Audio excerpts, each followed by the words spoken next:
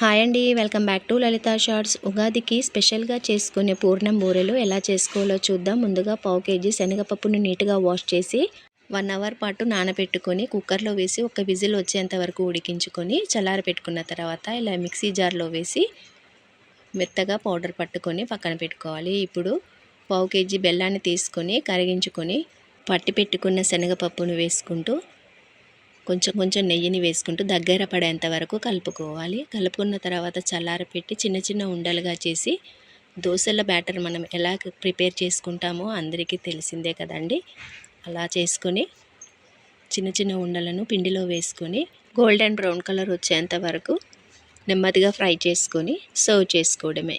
ఎంతో టేస్టీ పూర్ణం బూరెలు రెడీ.